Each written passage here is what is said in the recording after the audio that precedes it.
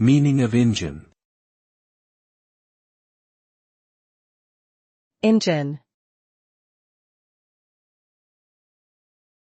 Injun. Injun. Injun. The term Injun is a derogatory slang term used to refer to Native Americans.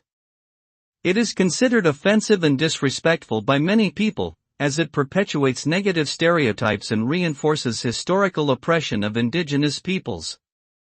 The term has its origins in colonial-era English, and was likely derived from the Spanish word indio, meaning Indian.